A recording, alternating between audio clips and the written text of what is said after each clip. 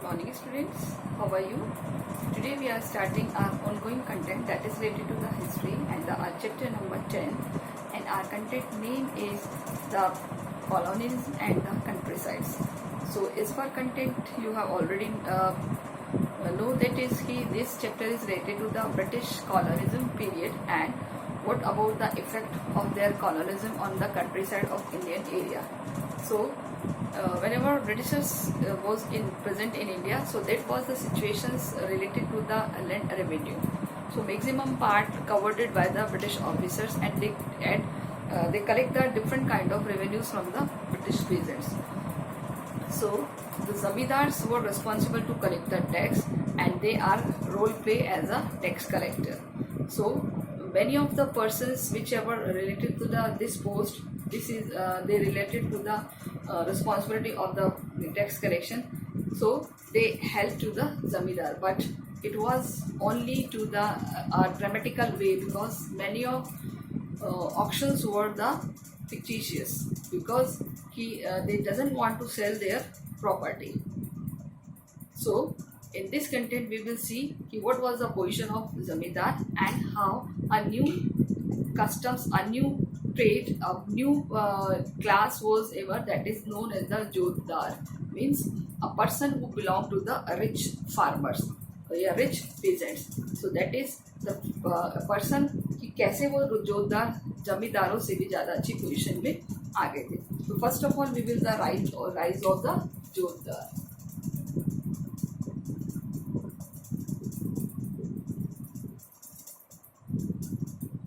Topic है हमारा the rise of जोतदार. Clear कि जो जोतेदार हैं वो कैसे डेवलप हुए हैं, इसको बोलते हैं जोतदार. यानी कि एक तरीके से टाइप ऑफ फार्मिंग के से रिलेटेड है, एंड वो क्लास यहाँ से ही इमर्ज हुई है, the types of the jotedars. So बहुत सारे जो जमींदार से were facing to crisis and the end of 18th century. तो 18th सेंचुरी में क्या हुआ था, जो जमींदार थे facing many problems in tax collection. यानी कि टैक्स कलेक्शन में भी प्रॉब्लम आ रही थी, प्लस उनकी पोजीशन के ऊपर भी बहुत ज़्यादा क्राइसिस था. तो ऐसे में क्या हुआ, the position of the villages in the एक पर्सन है जिसका नाम है Francis Buchanan. Francis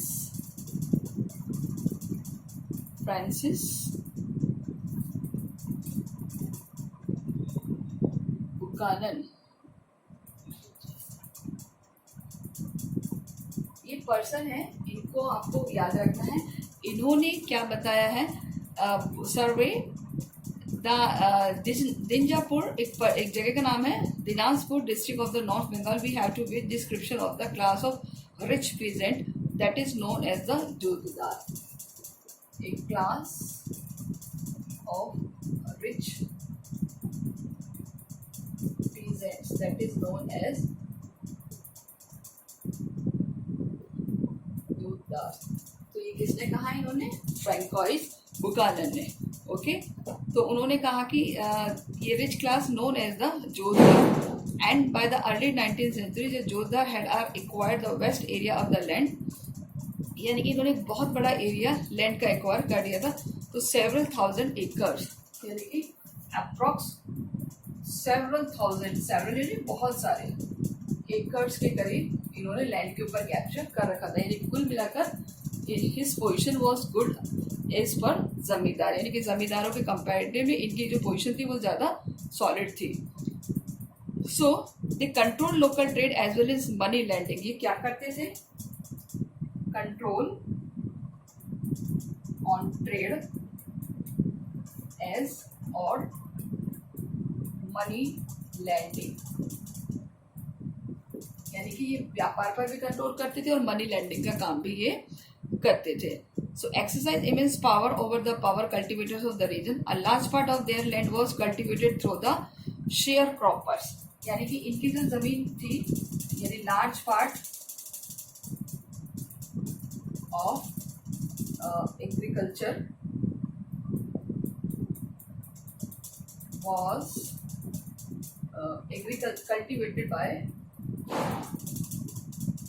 cultivated through sharecroppers. Share croppers का मतलब होता है कि वो अपनी जमीन को किस पर देते थे, बटाई पर दे देना जमीन को, यानी बांटे पर दे देना। अब ये हम यहाँ पर हमसे क्वेश्चन पूछा जा सकता है, हु वर शेयर क्रॉपर, यानी कि शेयर क्रॉपर कौन थे। क्लियर? शेयर क्रॉपर का मतलब है बटाई पर जमीन देना, यानी कि जो ये जोतदार थे ये अपनी जमीन को शेयर करते थे और उस पर ये हार्वेस्ट का काम करते थे। लेकिन यहाँ पर शेयर क्रॉपर की एक स्पेशल फीचर है कि शेयर क्रॉपर वो होते हैं who brought their own plough. तो यहाँ पर मीनिंग पूछा जाता है शेयर क्रॉपर कौन थे।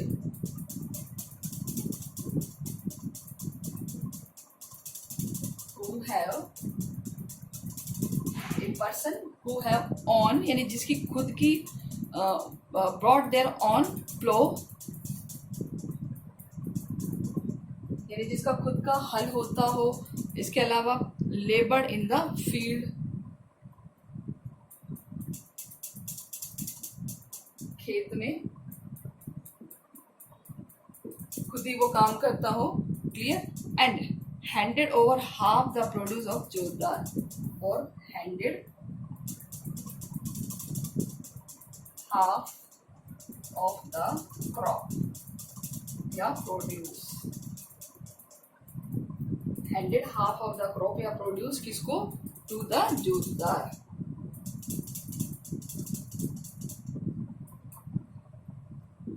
यानी कि वो जोतदार को अपनी क्रॉप का आधा हिस्सा देता हो। जस्ट लाइक इसकी ये एक जोतदार का फील्ड है, इस पर शेयर क्रॉपर्स क्या कर रहे हैं, अपनी क्रॉप्स को बो रहे हैं, अपना वो खुद का हल ला रहे हैं। ठीक है, अपना खुद का वो लेबर कर रहे हैं, लेबर ही उनका है, और जो हाफ क्रॉप है वो शेयर कर रहे हैं किसको? जोतदार। क्लियर? तो इस तरीके से जो जोतदार थे उनकी पोजीशन डे बाय डे बहुत ज़्यादा सॉलिड होती चली गई। यानी कि within the village the power of jotedar was more effective than the zamindar. As comparatively zamindar jotedar की पोजीशन इंपॉर्टेंट हो गई। तो यहाँ क्वेश्चन पूछे जा सकते हैं, हु आर जोतदार, जोतदार कौन थे, and what is the meaning of share cropper.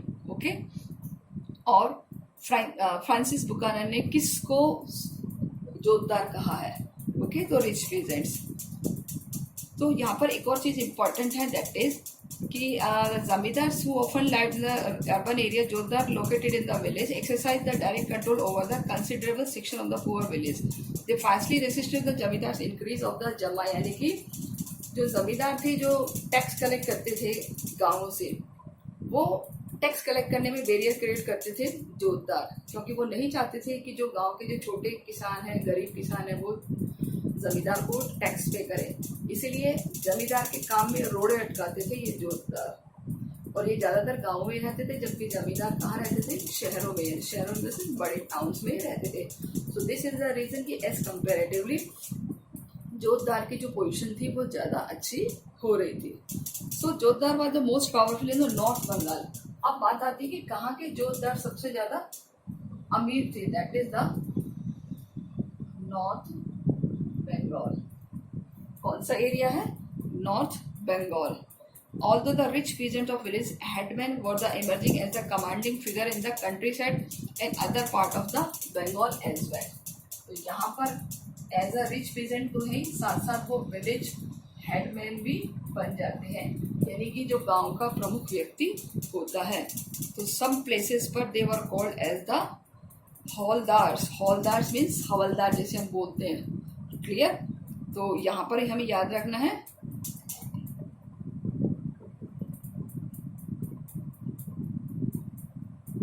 जैसे एक तरीके से हम बोलते हैं ना हौलदार्स, यानी बड़े prestigious person, and elsewhere they are known as the gantidar. कहीं कहीं पर इनको घंटीदार और मंडल्स भी बोला जाता है,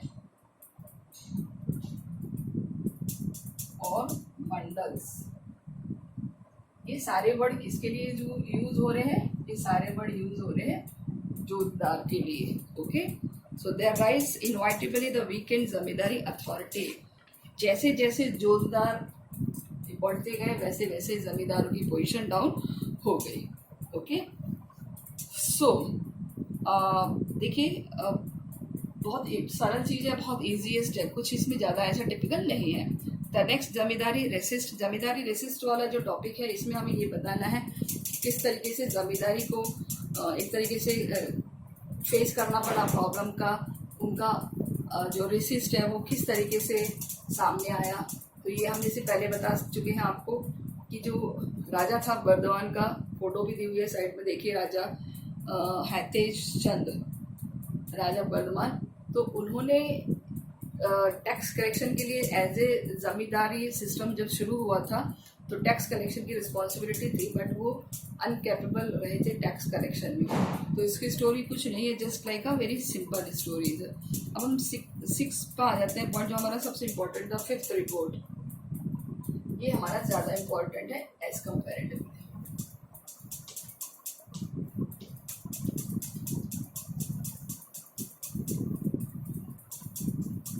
देखिए 5th रिपोर्ट क्या है.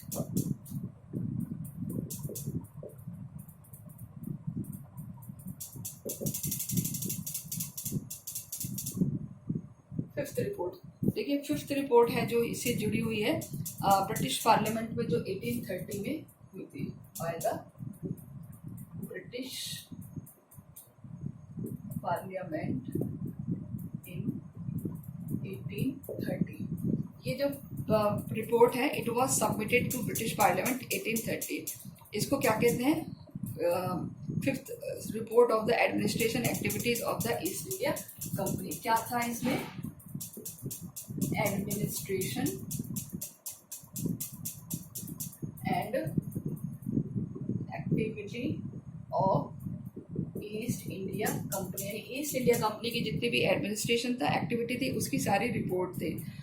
और इस रिपोर्ट में कम से कम 1002 पेजेस थे. कितने पेजेस थे? 1002 पेजेस. और जिसमें 800 पेजेस वर अपेंडिक्स के थे. इट्स रिड्यूस द पेटिशंस जमींदार रियोर्स. यानी अब इसमें क्या क्या था, क्या क्या इसमें थे related to subject.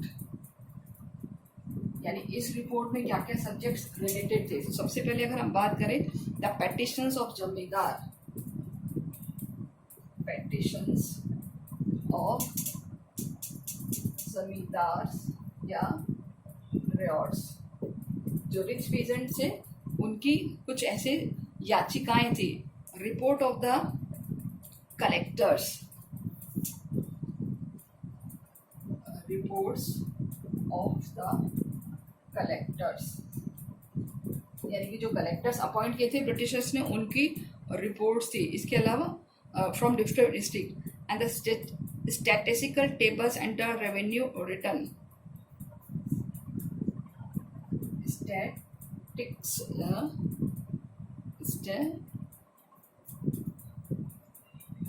Statistical revenue report. यानी कि जो उनका एक स्टैटिस्ट का था वो स्टैटिस्ट के बेसिस पर क्या टेबल थी, क्या उनकी रेवेन्यू रिटर्न से, वो सब कुछ दिया था.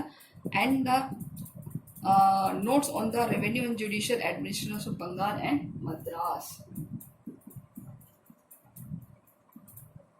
Revenue and administration report of Madras and Bengal. तो ये सारी इस रिपोर्ट में था. इस रिपोर्ट को ब्रिटिश पार्लियामेंट में लाया गया है 1830 में. ठीक है, कितने पेजेस थे? लगभग 1002 पेजेस थे, 1002 पेजेस थे. और इस रिपोर्ट में क्या क्या सब्जेक्ट्स थे, किन किन के बारे में लिखा हुआ है कि बंगाल और मद्रास तक के सारे जितने भी रिटर्न ऑफिशियल्स हैं वो सब. कंपनी ने एक रूल एस्टेब्लिश किया था बंगाल में 1860 में कि the activity close will debated in English. There were many groups of Britain who oppose the. अब देखिए ये एक छोटा सा सिनेरियो, क्योंकि इस सिनेरियो के बेसिस पर अब एक और नई कहानी शुरू होगी। और वो कहानी क्या शुरू होगी कि जो ब्रिटिशर्स हैं वो उन्होंने इस फिफ्थ रिपोर्ट को क्रिटिसाइज किया है। वो क्यों क्रिटिसाइज किया है तो उसका भी हम आपको बताते हैं। तो ये आप एक रिपोर्ट तैयार कर लो, फिफ्थ रिपोर्ट। ओके, अब बात करते हैं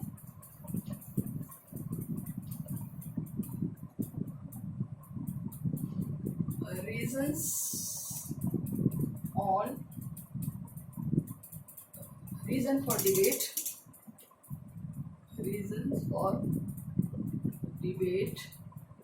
on fifth रिपोर्ट। जो फिफ्थ रिपोर्ट है उस पर क्यों डिबेट हुई है, क्या रीज़न थे इसके। सबसे पहले हम बात करें कि जो ईस्ट इंडिया कंपनी है इसको यह तय कर दिया था 1760 में कि भाई जो भी रिपोर्ट होगी, जो भी हालात होंगे वो सब ब्रिटिश पार्लियामेंट में आपको रिपोर्ट बनाकर भेजने पड़ेंगे। तो कंपनी क्या कर रही थी, सारी गतिविधियों की रिपोर्ट्स बनाकर ब्रिटिश पार्लियामेंट में भेजती थी। लेकिन जो फिफ्थ रिपोर्ट थी वो बड़ा ही गंभीर विषय बन गया ब्रिटिश पार्लियामेंट के लिए। बहुत ज़्यादा डिबेट हुई थी। क्यों हुई थी, इसके कुछ रीज़न है। सबसे पहला जो रीज़न दिया हुआ है, east India company had over trade नहीं, अगर हम बात करें तो सबसे पहला जो रीज़न है, many Britishers groups want to trade with the India और China. Many British groups wants to trade with India और चाइना। यानी कि बहुत सारे ऐसे ब्रिटिश ट्रेडर्स के ग्रुप थे जो भारत के साथ और चाइना के साथ व्यापार करना चाह रहे थे। सो दिस ग्रुप, इस तरीके से जो ये ग्रुप है ये क्या कर रहे थे, क्योंकि in this groups wanted to the revocation of the royal charter to give the company this monopoly. यानी कि they oppose royal charter, they oppose royal charter. यानी कि जो ईस्ट इंडिया कंपनी को रॉयल चार्टर के थ्रू परमिशन मिली ना व्यापार करने की, that give the company, that give company to, यानी कि कंपनी को क्या दी थी, एक तरीके से मोनोपोली दे दी थी, व्यापार करने की परमिशन दे दी थी। क्लियर। अगर हम बात करें तो बहुत सारे जो प्राइवेट ट्रेडर्स थे वो भी क्या सामने आना चाह रहे थे। यानी कि many private traders want to trade with India. Many private traders यानी कि ऐसे व्यापारी जो सरकार के अलग हैं, जो सरकार के बिना बताए ट्रेड करना चाहते हैं। Traders want to trade with India, भारत के साथ वो ट्रेड करना चाह रहे थे। एंड फोर्थ में हम क्या लिखेंगे कि मैनी पॉलिटिकल पार्टीज, यानी कि जो बहुत सारी पॉलिटिकल पार्टीज हैं, argued that the conquest of Bengal, argued that conquest of Bengal, यानी कि बंगाल पर जो जीत हुई है, बंगाल को जो उन्होंने जीता है, Bengal was benefited only East India, was benefited only for East India company. कि ये जो बेनिफिट है ये केवल और केवल किसको मिल रहा है, ईस्ट इंडिया कंपनी को मिल रहा है। हमें इसका कोई एडवांटेज, कोई बेनिफिट नहीं मिल रहा। तो इस तरीके से भी इसको क्रिटिसाइज किया गया। तो ये सारे रीजंस हैं किसके लिए, reasons for the debate fifth report in British parliament. Clear. तो कौन से ईयर में ब्रिटिश पार्लियामेंट ने सेंड कर दिया था, 1760 में, कि every year report will prepare, कि हर साल एक रिपोर्ट तैयार, मतलब एवरी ईयर से मतलब जब भी आपको रिपोर्ट करनी है वो आप रिपोर्ट प्रिपेयर करोगे। तो ये फिफ्थ नंबर की जो रिपोर्ट थी इस पर सबसे ज़्यादा डिबेट हुई थी। तो यहाँ आपको क्वेश्चन बनाने हैं कि reasons for the debate on the fifth report. So British parliament देखिए, कंपनी ने क्या कहा, ब्रिटिश पार्लियामेंट ने क्या कहा था कंपनी से कि टाइम टू टाइम सारे जितने भी हैंडल्स हैं इंफॉर्मेशन है वो कंपनी को प्रोवाइड करोगे.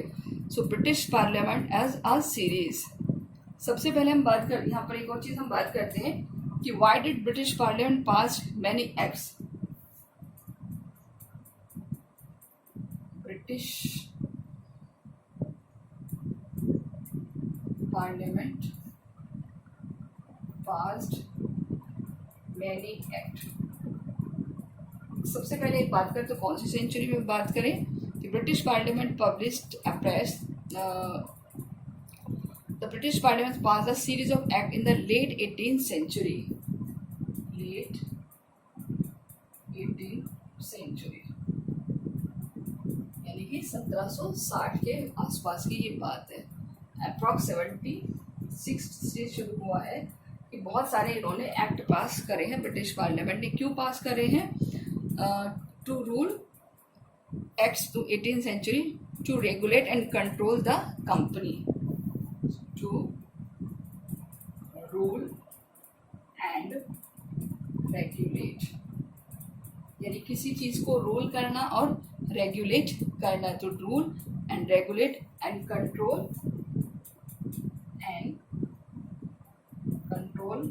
On over the East India company.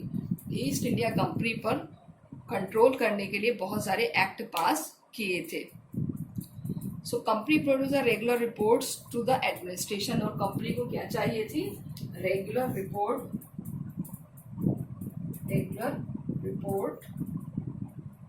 Of Indian administration. यानी कि कंपनी का क्या दायित्व था कि वो ब्रिटिश पार्लियामेंट में रेगुलर रिपोर्ट भेजती रहे. इस तरीके से ये सिस्टम शुरू हुआ. फिफ्थ रिपोर्ट के बाद देखिए कंपनी ने क्या कर दिया. Fifth report was the one of, अब एक और चीज़ है यहाँ पर कि required to the affairs of the company and the fifth report such as the producer select committee. It become the basic intense parliamentary debate on the nature the East India company's rule in India. और इस तरीके से ये जो fifth report है वो सबसे ज़्यादा डिबेटेबल, सबसे ज़्यादा आर्ग्यूमेंट करने वाला टॉपिक बन गया था. ओके, तो देखिए यहाँ एक हमने जो क्वेश्चंस को कैसे प्रिपेयर करना है, इसको क्यों तैयार किया गया है, क्या रीज़न थे कि फिफ्थ रिपोर्ट को की आलोचना की गई. ठीक है, ये तो था डिबेट हुई थी. आलोचना क्यों की गई थी? For a century of the half the fifth report has shaped our conceptions that happened in the rural Bengal in the 18th century. यानी कि जो रूरल बंगाल था 18th सेंचुरी में, उसके रिलेटेड कुछ हमारे ऐसे कंसेप्चुअल सेट हो गए थे कि यहाँ से हमें प्रॉपर अर्निंग होनी ही होनी है. बट ऐसा नहीं हो पाया. But official report like have to the read carefully. So we need to know the road and the reports had why they were written. यानी कि जो भी रिपोर्ट्स में लिखा गया वो कुछ इतना ज़्यादा ऑथेंटिक नहीं था. उसमें सारा का सारा जो था वो कहीं ना कहीं क्रिटिसाइज कर रहा था उस पोजीशन को. तो इस तरीके से जो रिपोर्ट में लिखा वो उतना ज़्यादा ऑथेंटिक नहीं था. मे बी शायद इसीलिए वहाँ पर पार्लियामेंट में डिबेट हुआ होगा. इसके अलावा जो जमींदार थे जो वो भी अपने काम को फुलफिल नहीं कर पाए थे. क्यों नहीं कर पाए थे? देखिए कि the researchers have carefully examined the archive of the various Bengal zamindars and the local records of the district to write about the history of colonial rule in the rural Bengal. यानी कि बहुत सारे जो researchers हैं, so they have tried to research on the rural Bengal. उन्होंने rural Bengal के part पर research किया. तो दे इंडिकेट, क्या इंडिकेट किया? The intent of criticising the maladministration of the company. यानी कि जो कंपनी की खराब नीति थी, माल एडमिनिस्ट्रेशन ही जो कंपनी की खराब पॉलिसी थी, उसकी वजह से कहीं ना कहीं उसको बहुत सारी प्रॉब्लम को फेस करना पड़ा था. And the fifth report exaggerated the collapse of the traditional zamindari power. और जो फिफ्थ रिपोर्ट से पता चला था कि जो जमींदारी पावर है वो धीरे धीरे कोलैप्स हो रही है. Clear? So also over estimated the scale of the zamindars were losing there land. और किसी चीज़ के ऊपर जब हम कुछ ओवर एस्टिमेटेड कर देते हैं तो नो डाउट हमें बहुत सारा, जब उससे उम्मीद बहुत की रहती है लेकिन मिलता कुछ नहीं है। आपको पता ही है क्या हुआ था कि जब जब भी रिपोर्ट्स प्रिपेयर हो रही, जब जब भी जमींदारों को टैक्स कलेक्शन की रिस्पॉन्सिबिलिटी दी थी तो वो सारे फर्जी लोग आ रहे थे। जैसे राजा के बाद क्या आ रहा था, उसका जो क्या बोलते हैं उसको, उसी का आदमी ही उस जमीन की बोली लगा रहा है। कुछ जमीन राजा ने अपनी मदर्स के नाम कर दी थी। क्यों? क्योंकि फीमेल्स के लिए ज़मीन पर, फीमेल्स की ज़मीन को कोई भी उस टाइम खरीद बेच नहीं सकता था। इस तरीके से कुछ ऐसे सिस्टम्स को उन्होंने लॉन्च कर दिया था कि वो ज़मीन से जो उनको लगान मिलना था, टैक्स मिलना था, वो प्रॉपर नहीं मिला था। तो इसी कारण से फिफ्थ रिपोर्ट से जो उम्मीद थी ब्रिटिश पार्लियामेंट को, वो उम्मीद पूरी नहीं हो पाई। So that's why the fifth report was the most debatable subject in the British Parliament. So as we have seen that even when the zamindars were auctioned, zamindar were not always displaced given the ingenious method they used to the retain their zamindar। यानी कि एक तरीके से Angénieux method किसी तरीकों को परिवर्तित करके, बदल करके उसको देखा गया। तो चाहे कोई भी जमींदार है, कितने भी हम चेंज करके परिवर्तित करके देखें, तो सभी जमींदारों के साथ एक ही सिस्टम था। तो जो ये पॉइंट दिया हुआ है हमारा 1.5 का, वो इसमें यही कुछ दिया हुआ है कि जमींदार टैक्स कलेक्ट करने में सक्सेस क्यों नहीं हुआ। तो जैसे मैंने आपको बताया था कि जो ऑल काइंड ऑफ जो जमींदार से whenever they sell their land to the others, तो फर्स्ट ऑफ ऑल क्या होता था कि most of land they have nominated the female of the family, है ना। एंड आफ्टर दैट जो रिमेनिंग लैंड थी, यानी जो remaining part of the property था, उसको वो जो वो ऑक्शन कर रहे थे, बिड लगा रहे थे, तो ज़्यादातर क्या होता था, उन्हीं के पर्सन्स आ जाते थे बोली लगाने के लिए। अब वो बोली लगाते थे तो जब पैसे देने की बारी आती तो भाग जाते। ऐसा फिर हुआ, फिर बोली लग रही है, फिर जमींदार के आदमी ही आकर के, यानी राजा के आदमी आकर के ही बिड लगा रहे हैं, फिर जब पैसे देने की बारी आती तो वो गायब हो जाते। तो इस तरीके से ही जिस एक चेन है कंटिन्यूस होता रहा, और इस तरीके से जो जमींदार है वो भी प्रॉपर टैक्स नहीं कलेक्ट कर रहा था। और जमींदार के तो मजे ही थे, क्यों? क्योंकि उसकी ज़मीन को सेल नहीं किया जा रहा है। ठीक है, तो इस तरीके से जो टैक्स का जो एक सिस्टम था वो ब्रिटिशर्स के पास उतना प्रॉपर नहीं पहुंच पा रहा था। सो देखिए यहाँ पर जो एक डेटा दिया हुआ पेज नंबर 263 पे था कि such transaction happen on the grand scale between 1793 to 1801। The 4 big zamindars of Bengal including the Burdwan made benami purchase. ये बेनामी परचेज क्या होता है? जैसे आपको बताया था ना, जो फर्जी बोलियां लगाई जाती है, बेनामी। अभी कोई है नहीं खरीदने वाला, वो तो एवं ही खड़ा हो गया था और उसने बिड लगा दी, तो बेनामी हो गया ना। तो इस तरह के बेनामी परचेज हुई थी। Collectively yield a much of the 30 lakhs, कि फिर भी 30 lakhs के करीब तो उन्होंने कलेक्ट कर लिया था। So total sale of the auctions were 15% were fictitious, और इसमें भी जो 15% की बोली थी वो बिल्कुल फिक्टिशियस थी, फर्जी थी। जो हमने अब स्टार्टिंग में देखा था कि 95% वॉज द फिक्टिशियस। क्लियर?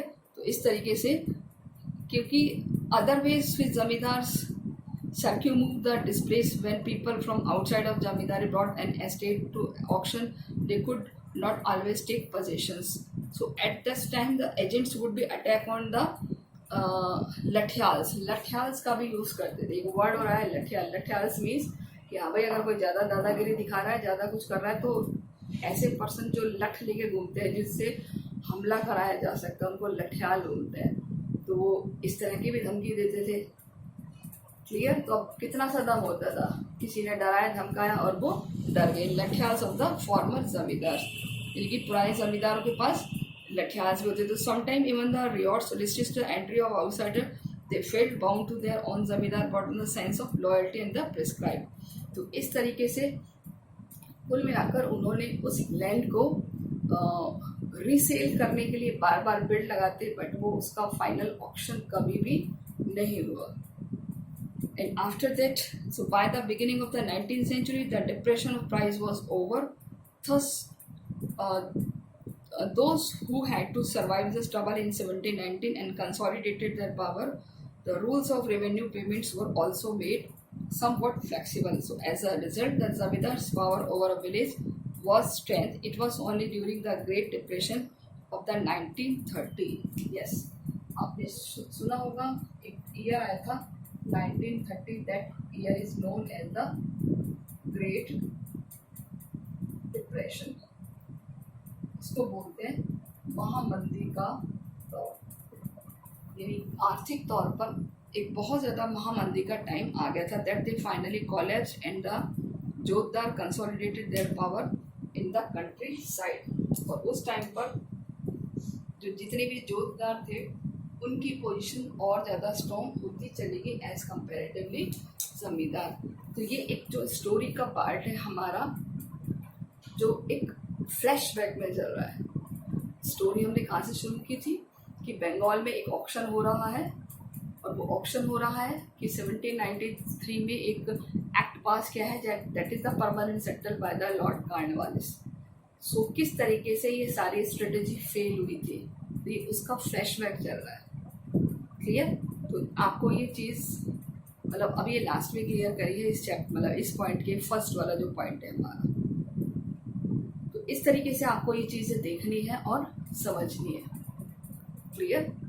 तो इसमें आपको ज़्यादा कुछ नहीं करना. आपको ये जो 2-3 क्वेश्चन है कि फिफ्थ रिपोर्ट क्या है, फिफ्थ रिपोर्ट कौन से ईयर में पार्लियामेंट में सबमिट की है ब्रिटिश ने, fifth report most debatable subject क्यों था, क्या रीजन से उसको क्रिटिसाइज क्यों किया गया है, एंड फिफ्थ रिपोर्ट के बाद जो ब्रिटिश फिफ्थ रिपोर्ट के बाद कंपनी ने यानी ब्रिटिश पार्लियामेंट ने कंपनी के लिए जो रूल्स हैं उनको और ज़्यादा स्ट्रिक्ट क्यों कर दिए.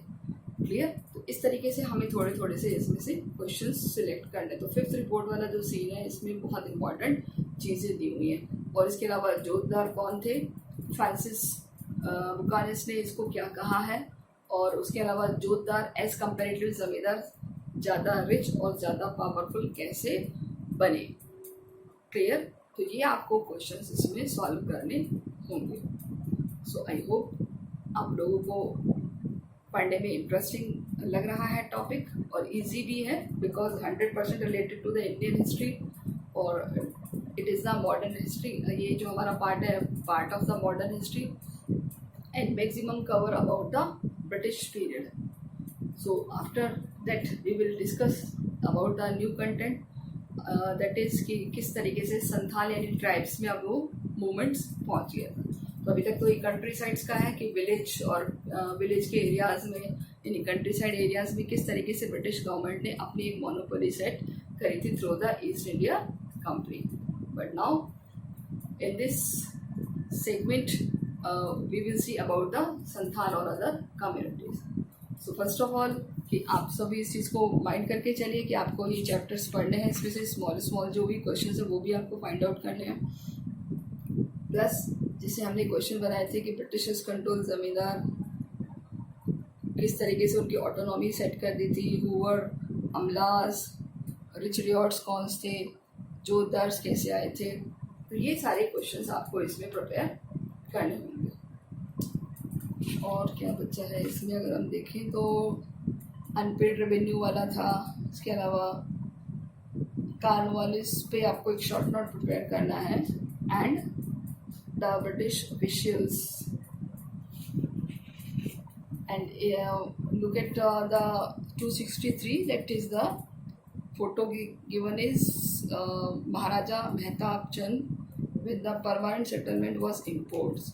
The Tejan was the Raja of Burdwan. ये important है. जब permanent settle एक्ट लाया गया 1793 में, तो उस टाइम बर्दवान के राजा कौन थे. तो ये क्वेश्चन आपसे पुटअप किया जा सकता है, तो आप इसको भी देख लीजिए. And the subsequently under the Mehtab Chand the estate proposed. The Mehtab Chand helped to the British during the Santhal rebellion at the 1857 revolution. इस तरीके से भी आपसे क्वेश्चन पूछे जा सकते हैं. आपको ए से लेकर जेड तक जो भी बारीक बारीक चीज़ें हैं, स्मॉल थिंग्स हैं, वो भी आपको कैप्चर करनी है। सारी की सारी जब तक आप कैप्चर नहीं करेंगे आपका कोर्स कम्प्लीटली प्रिपेयर नहीं होगा। So okay students, take care और पढ़ते रहिए, होमवर्क करते रहिए। तो उन स्टूडेंट से भी कहना चाहूँगी जो वीडियो देख तो लेते हैं, आप पता नहीं देखते हैं, समझते नहीं समझते, वर्क नहीं भेजते, ना ही लाइव क्लास में आते हैं। तो ज्वाइन करिए ज़्यादा से ज़्यादा स्टूडेंट, ताकि आपको और ज़्यादा इसका एडवांटेज मिल सके। क्योंकि ये टाइम है, जितना ज़्यादा आप पढ़ेंगे उतना ज़्यादा आपके सामने प्रॉब्लम्स आएंगे और आप प्रॉब्लम्स को लंबे टाइम तक, हमारे पास अभी बहुत टाइम है तो उसको हम सॉल्व कर सकेंगे। सो इसलिए स्टूडेंट्स टाइम को यूज़ करते हुए अपनी स्टडीज़ को रेगुलर करिए। बहुत कम पार्ट रह गया हमारे सिलेबस का, हार्डली 3 और 4 टॉपिक्स, जो कि हम as soon as possible cover up कर देंगे।